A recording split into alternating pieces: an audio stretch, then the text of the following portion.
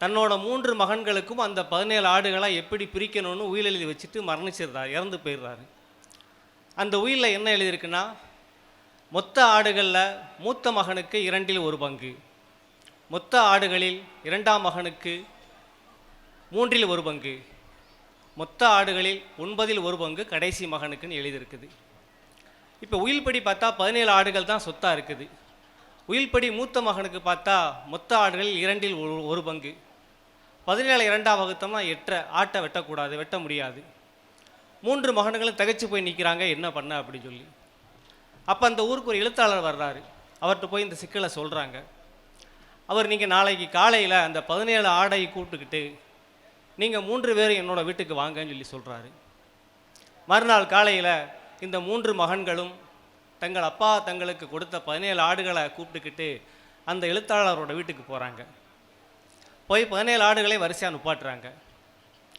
அப்போ எழுத்தாளர் என்ன சொல்கிறாருன்னா, எந்திரிச்சு உள்ளே போய் அவருக்கு சொந்தமாக ஒரு ஆடு இருக்குது, அவர் ஒரு ஆடு வளர்க்குறாரு, அந்த ஆடை கூட்டு வந்து இந்த ஆடு பக்கத்தில் நுப்பாட்டுறாரு. இப்போ மொத்தம் 18 ஆடுகள் ஆச்சு. உயிலோட முதல் வரியை படிங்கங்கிறாரு. உயிலோட முதல் வரி வந்து மொத்த ஆடுகளில் 2இல் 1 பங்கு மூத்த மகனுக்கு. இப்போ மொத்த 18 ஆடு இருக்குது. அதில் 2இல் 1 பங்கு 9 ஆடுகள் மூத்த மகனுக்கு கொடுத்தாச்சு, எடுத்துக்கொண்டார். உயிலின் 2வது வரி வந்து 2ஆம் மகனுக்கு மொத்த ஆடுகளில் 3இல் 1 பங்கு, மொத்த ஆடு இருந்தது 18, அதில் 3இல் 1 பங்கு 6 ஆடு, 6 ஆடை 2வது மகனுக்கு கொடுத்தாச்சு. இப்போ மிச்சம் இருக்கிறது 3 ஆடுகள். உயிலோட கடைசி வரியை படிங்கிறாரு. கடைசி மகனுக்கு மொத்த ஆடுகளில் 9இல் 1 பங்கு, 18இல் 9இல் 1 பங்கு 2 ஆடு, இருக்கிறது 3 ஆடு, 2 ஆடை கடைசி மகனுக்கு கொடுத்தாச்சு. மிச்சம் இருக்க 1 ஆடு அந்த எழுத்தாளருக்கு சொந்தமானது, அவர் எடுத்துக்கிட்டார். நண்பர்களே, இது வந்து ஒரு சூபி கதை. இப்போ இந்த 17 ஆடுகளுக்கும் ஒவ்வொரு பேர் இருக்குது. என்ன பேருன்னா, இனவெறி, மதவெறி, ஜாதிவெறி, நம்ம மனசில் இருக்கிற போராமை, வன்மம், பொறாமை, இந்த மாதிரி துரோகமான உணர்வுகள், இப்படி 17 ஆடுக்கும் ஒவ்வொரு பேர் இருக்குது. எப்பெல்லாம் இவற்றால் சக மனிதர்கள் மத்தியில் சண்டையும் சச்சரவும் போட்டியும் பொறாமையும் ஏற்படுதோ, அப்போ 18வது ஆடாக ஒரு ஆடு வந்து நின்று சமாதானப்படுத்தி வைக்குது இல்லையா, அந்த 18வது ஆட்டுக்கு பேர் வந்து கலை, இலக்கியம். எப்போதெல்லாம் மனிதர்கள் மத்தியில் சண்டையும் போட்டியும் பொறாமையும் வருகிறதோ, அப்பெல்லாம் இந்த உலகத்தில் கலையும் இலக்கியமுமே உலகத்தை சமாதானப்படுத்தி இருக்கிறது, சாந்தப்படுத்தி இருக்கிறது. ஆகவே தான் புத்தகங்கள் நமது அன்றாட வாழ்க்கைக்கு அவசியம். சிவகாசிக்கும் அழகாபுரிக்கும் பாத பிரிதிலையா மேம்பாலத்துக்கு கீழே அந்த பக்கம் அருப்புக்கோட்டைக்கு விருதுநகர் ஊருக்குள்ளேயும் போகிற சாலை பிரிது அந்த இடத்து முக்கில் ஒரு விறகுப்பேட்டை இருக்குது. அந்த விறகுப்பேட்டையை ஒட்டி ஒரு நந்தவனம் இருக்குது. நம்ம நிறையா பேர் கவனிச்சிருக்க மாட்டோம். கடந்து ஓரப்ப ஒரு வெள்ளை கலர் பெயிண்ட் அடித்து ஒரு நந்தவனம் இருக்குது. அந்த காலத்தில் நந்தவனமாக இருந்திருக்கிறது. அந்த நந்தவனத்தின் வயசு 400 ஆண்டுகள் இருக்கலாம். ஒரு மூடப்பட்ட கிணறு, அந்த கிணத்தை சுற்றி 6 சின்ன சின்ன தொட்டி, ஒரு 4 துலாக்கல் தூணு பெருசு பெருசாக, அப்புறம் 6 சின்ன சின்ன தூணு. 400 ஆண்டுகளுக்கு முன்பாக நமது முன்னோர்கள் வியாபார விஷயமாகவோ புண்ணிய தரிசனம் சுதந்திர விஷயமாக புண்ணிய பயணம் போகும்போதோ மாட்டு வண்டியில் போகும்போது இந்த இடத்தில் தங்கள் மாடுகளை அவிழ்த்து விட்டு உணவு உண்டு இளைப்பாரி சென்றிருக்கிறார்கள். சரியா? இதில் என்னையா விஷயம்? இது எல்லா ஊர்லேயும் நடக்கிறது தானே, எல்லா உலகத்திலும் நடக்கிறது தானே. விஷயம் என்னவென்றால், அந்த கிணறு இன்னைக்கு மூடி இருக்கு, அன்னைக்கு திறந்துருக்குது. அவர்கள் பயன்படுத்துகிற தண்ணீர் அங்கே பாஞ்சு நந்தவனமாக இருக்கிறது. அது இயல்பான ஒன்று தான். மனிதர்கள் குடித்திருக்கிறார்கள், மாடுகள் குடிப்பதற்கு தண்ணி தொட்டி இருந்திருக்குது, அது வரைக்கும் சரி.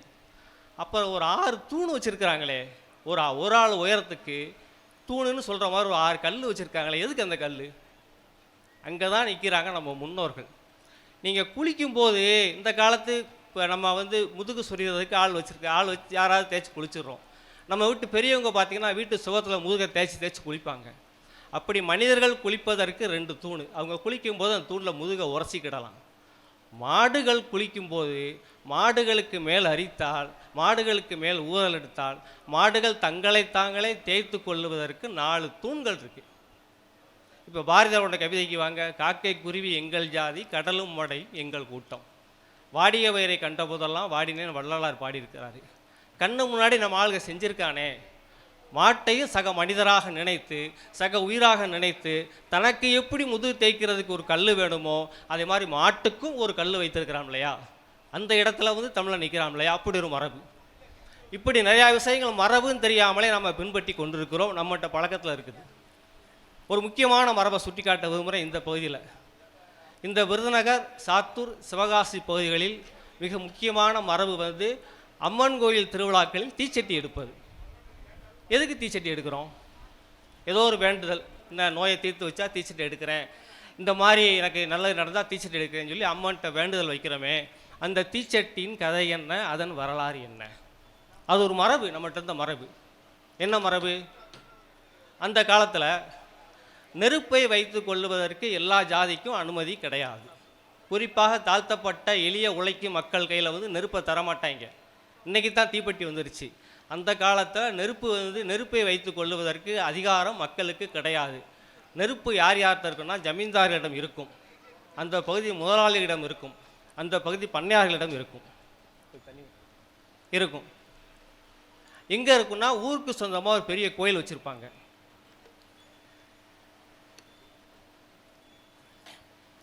அந்த கோயிலில் ஒரு 2 பணியாளர்கள் இதுக்குன்னே இருப்பாங்க.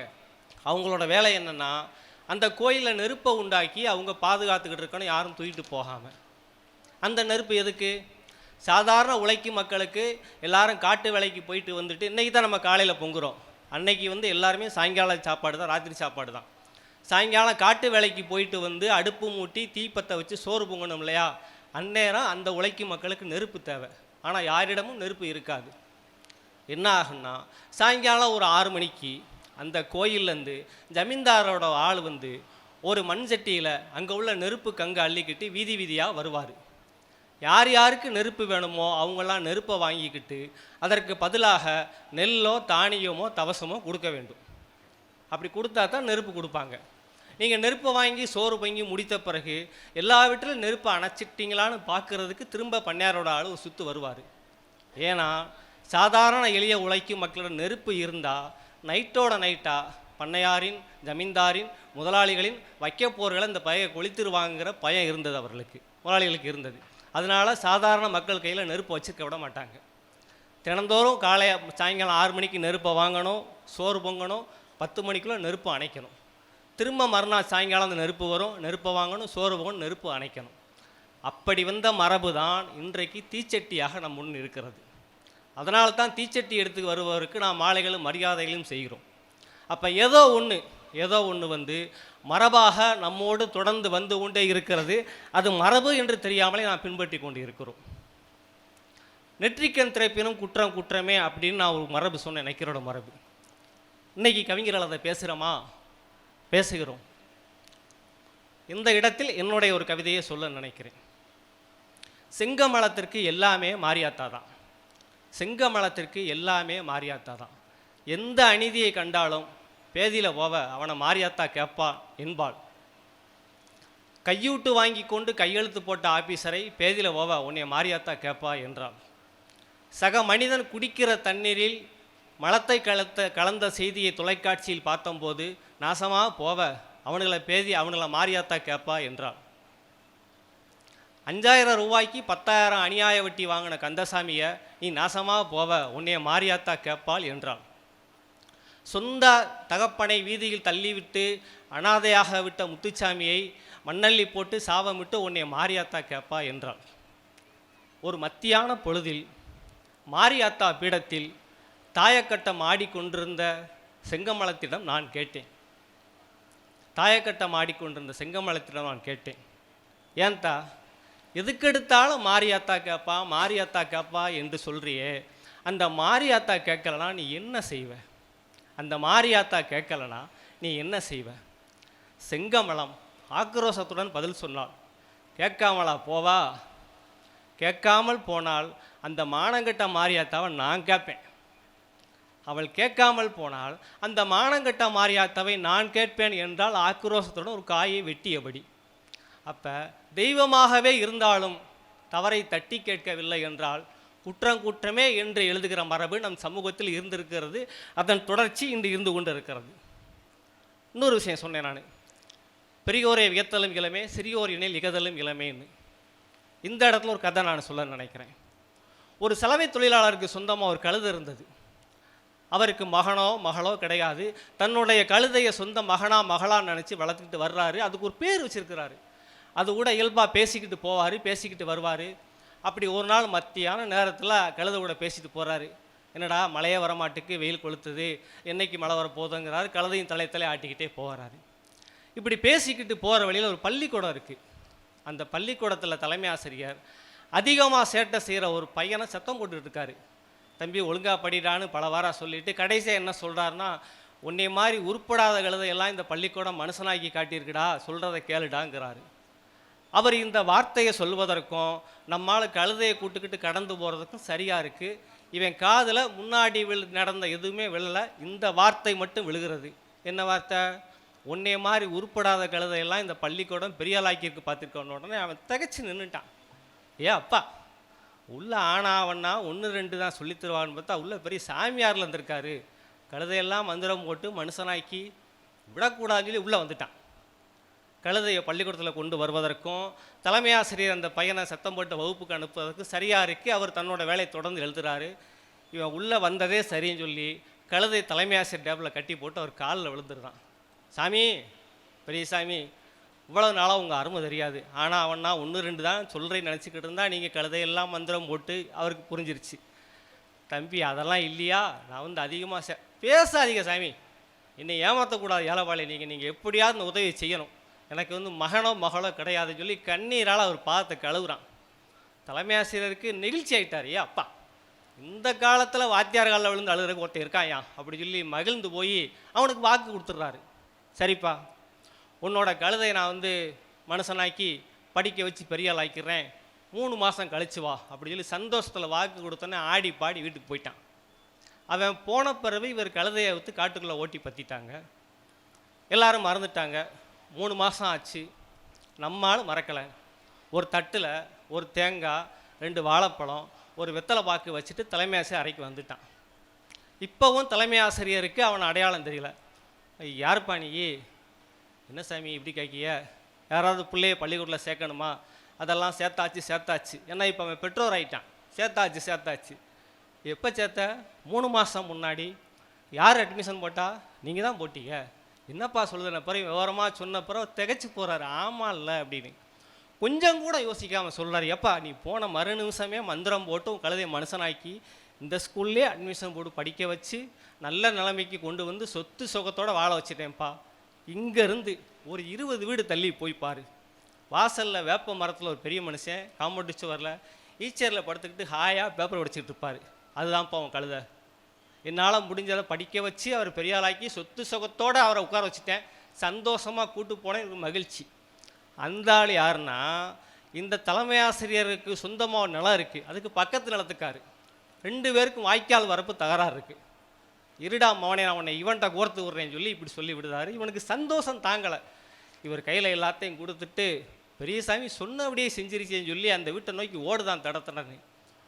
போகிற வழியில் ஒரு யோசனை, 3 மாதம் கழித்து நம்ம பிள்ளையை பார்க்க போகிறோமே, புள்ள சாப்பிட்டானோ இல்லையேன்னு சொல்லி தன்னோட கழுதை எதெல்லாம் சாப்பிடுமோ அதெல்லாம் பொட்டலம் கட்டிட்டான். ரோட்டில் துண்டை விரித்து இருந்த குப்பையெல்லாம் அள்ளி பொட்டலம் கட்டி தலையில் வெட்டி அந்த பெரிய பணக்கார வீட்டுக்கு போகிறான். போய் பார்த்தா சொன்னபடியே அவர் ஈச்சரில் உட்காந்து பேப்பர் படிச்சுட்டு இருக்காரு. ஒரு 5 நிமிஷம் தலையில் குப்பை மூட்டையை வச்சுக்கிட்டு தன்னோட குழந்தைய பார்த்து ஆனந்த கண்ணீர் வடிக்கான். அப்பா நம்ம உள்ள எப்படி அப்படின்னு சொல்லி தலைமையாக சேர்ந்த பக்கம் ஒரு கும்பிடு, பெரியசாமி சொன்னதை செஞ்சிட்டீங்கன்னு சொல்லிட்டு, சரி நேரமாகுது, பிள்ளைக்கு 4-5 குப்பையை ஊட்டி விட்டு வீட்டுக்கு கூட்டு போவோம் அப்படின்னு உள்ளே போய் அவருக்கு பின்னாடி நின்று கொஞ்சம் குப்பையிலி தலையில் ஓட்டு சாப்பிடுங்க. பேப்பர் படிச்சுக்கிட்டு இருந்த மனுஷன் தலையில் திடீர்னு குப்பை விழுந்து அவர் திகைச்சு போய் யாரா நீங்கிறாரு.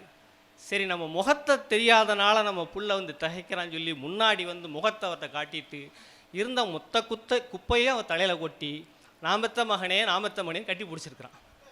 அவருக்கு கோவண்ணா என்ன மட்டும் எந்திரிச்சு ஓங்கி ஒரு மீது மீச்சிருக்காரு. காம்பவுண்டு சோரை தாண்டி ரோட்டில் வந்து விழுந்துட்டான். விழுந்துட்டு சொன்னானா, நீ என் மகன் தான், நீ என் மகனே தான், ஏன்னா என் மகனை என்னை இப்படி தான் உழைப்பான் அப்படின்னு இருக்கிறான். நண்பர்களே, இந்த கதை வந்து தூத்துக்குடி மாவட்டத்தில் ஒரு கிராமத்தில் பேராசிரியர் சிவசுப்பிரமணியன் நாட்டுப்புற கதைகள் சேகரிப்புக்காக போனப்போ அந்த கிராமத்தில் சொல்லப்பட்ட கதை. பொதுவாக நாட்டுப்புறத்தில் ஒரு கதை என்றால் அந்த வட்டாரம் முழுக்க சொல்லுவாங்க, அந்த தாலுகா முழுக்க அந்த மக்கள் பேசுவாங்க. ஆனால் இந்த கதையை மட்டும் அந்த கிராமத்தில் மட்டும் மக்கள் சொல்லியிருக்கிறாங்க. இவருக்கு ஆச்சரியமாக இருக்குது, மற்ற கிராமங்களில் இந்த கதை தெரியலை. இவருக்கு சந்தேகம் வந்திருக்கு, ஏன் இந்த ஒரு கிராமத்தில் மட்டும் இந்த கதை இருக்குன்னு. திரும்ப திரும்ப கேட்டால் விஷயம் வருது, அந்த ஊரில் இருக்கிற பெரிய பண்ணையாருக்கும் அந்த ஊர் மக்களுக்கும் ஆகாது. இருடாம் அவனை உன்னை கழுதையாக்குறோன்னு சொல்லி அந்த பெரிய பண்ணையாரை கழுதையாக்கி இந்த கதையை எளிய மக்களே உண்டு பண்ணியிருக்கிறாங்க. இப்போ ரெண்டு விஷயம், சாதாரண எளிய மக்களால் அதிகாரங்களை பழிவாங்க முடியாத போது, அதிகாரங்களோடு போரிட முடியாத போது, அந்த இடத்தில் எளிய உழைக்கும் மக்களின் ஆயுதமாக கதை நின்றிருக்கிறது. இலக்கியம் அந்த இடத்தில் கதையாக, கவிதையாக, ஓவியமாக எளிய மக்கள் கையில் இலக்கியம் இருந்திருக்கிறது. ஒரு வன்முறையை கையில் எடுக்காமல். இப்போ யோசிச்சு பாருங்கள், இந்த கதை இப்போ நான் உங்கள்கிட்ட சொல்லியிருக்கிறேன், நீங்கள் இந்த கதையை பரவலாக்கிங்க. தமிழுள்ள வரை, இந்த காலம் உள்ள வரை அந்த அநியாயக்கார பண்ணையார் இந்த கதையில் கழுதையாகவே சுற்றிக்கிட்டு இருப்பார். இதுதான் இலக்கியத்தின் வெற்றி. ஆகவே தான் இலக்கியத்தை நாம் பேச வேண்டும் என்கிறோம். ஆக இன்னொரு விஷயம், நான் சொன்ன மாதிரி சிறியோர் எனில் இகதலும் இளமே. சாதாரண பட்டிக்கட்டான் தானே, அவனுக்கு என்ன தெரியும் நம்ம நினைக்கிறோம் இல்லையா? தவறு. சாதாரண உழைக்கிற மக்கள் படைக்கின்ற இலக்கியங்களே காலத்தை கடந்து நிற்கின்றன, அப்படி நின்று கொண்டு இருக்கின்றன. இது ஒரு விஷயம். இலக்கியத்தின் இன்னொரு முக்கியமான கூறு இருக்கிறது, அதை மட்டும் சொல்லிவிட்டு என்னோட உரை நிறைவு செய்கிறேன். எதிர்கதையாடல். நாம் வாசிக்கிற எல்லா வரலாறுகளில் பெரும்பாலான வரலாறு அதிகாரமிக்கவர்களால் எழுதப்பட்ட வரலாறு. அதில் போலி இருக்கும், போலித்தனம் இருக்கும். எதிர் வரலாறு, எதிர்கதையாடலை இலக்கியங்கள், கவிதைகளும் கதைகளும் தான் பேச வேண்டும். எதிர்கதையாடலாம் என்ன? ஏற்கனவே இருக்கிற ஒரு கதைக்கு பதிலாக இன்னொரு கதையை எழுதுவது. ஒரு விஞ்ஞானி ஒரு எலியை பிடிக்கிறாருங்க. எலியை பிடிச்சி ஒரு கூண்டுக்குள்ளே போடுறாரு. போட்டுட்டு அதுக்கு சாப்பாடே போடலை அந்த மனுஷன். ஒரு 4 மணி நேரம் ஆச்சு. அதுக்கு பதிலாக ஒரு சின்ன மணி அந்த கூண்டுக்குள்ளே கட்டி தொங்க விடுறாரு. பசி நேரத்தில் அந்த எலி அங்கிட்டு இங்கிட்டு ஓடுது. இவர் ஒன்றும் பண்ணாமல் வேடிக்கை பார்க்குறாரு. ஒரு கட்டத்தில் அந்த எலியோட கை அந்த மணியில் பட்டு டிங்கின்னு சவுண்டு கேட்கு. இப்போ அவர் சின்ன தேங்காய்ச்சில் உள்ளே போடுறாரு. எலி சாப்பிட்றது. 4 மணி நேரம் ஆச்சு. இப்போவும் எலிக்கு வயிறு பசிக்கிறது. இப்போவும் எலி ஓடிக்கிட்டு இருக்கு. இவர் பேசாமல் நிற்கிறாரு. இப்போ அதோட வாள் அந்த மணியில் பட்டு டிங்கின்னு சவுண்டு கேட்க அவர் தேங்காய்ச்சில் போடுறாரு. இப்போ எலிக்கு புரிஞ்சிருச்சு, இந்த பேவுல மணி அடித்தா சாப்பாடு போடுவான். 3ஆம் முறை வவுறு வச்சப்போ என்ன செஞ்சிச்சு? நல்லா உறங்கிட்டு இருந்துச்சு. எப்போ வவுறு பசிக்கு அப்போ போய் மணி அடிக்குது, சாப்பாடை போட்டு தேங்காய்ச்சில் போட்டுட்டான்.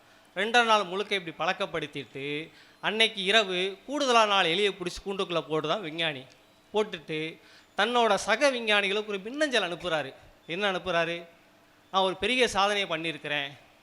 உலக வரலாற்றில், விலங்கு வரலாற்றில் ஒரு எலிக்கு தனக்கு வவுறு வசிச்சா மணி அடித்து கேட்க கற்றுக் கொடுத்துருக்கேன். இது யாருமே செய்யாத சாதனை பாருங்கிறாரு. மறுநாள் காலையில் அவரோட சக விஞ்ஞானிகள் வந்துடுறாங்க. எல்லாரும் 3ஆம் நாள் காலையில் அந்த கூண்டை பார்த்துக்கிட்டு இருக்கிறாங்க.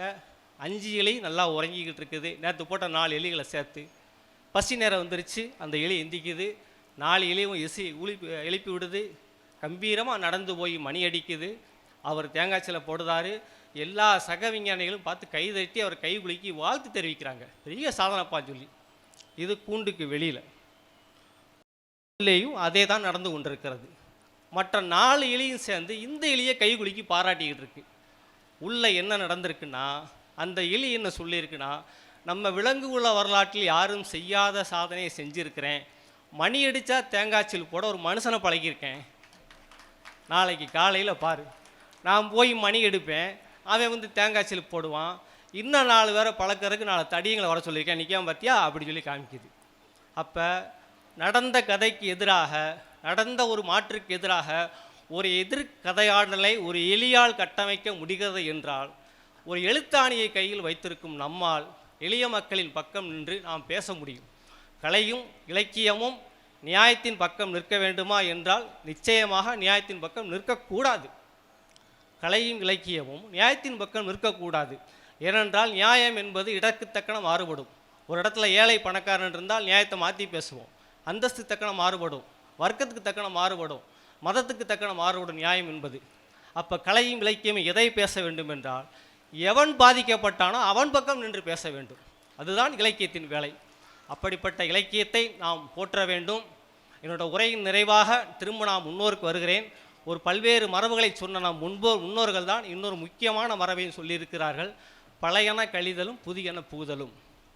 வழிகாட்டிட்டு போயிருக்கான். நாங்களே சொன்னதாக இருந்தாலும் காலத்திற்கு பொருந்தாத பகுத்தறிவிற்கு ஒவ்வாதவற்றை தூக்கி எறிந்துவிட்டு புதியவற்றை கட்டமைத்து முன்னேறுங்கள் என்பதுதான் நமது முன்னோர்கள் நமக்கு விட்டு சென்றிருக்கும். இது எது உகந்தது எது உகாதது என்பதை நமக்கு கற்றுத்தருவதற்குத்தான் இலக்கியம்.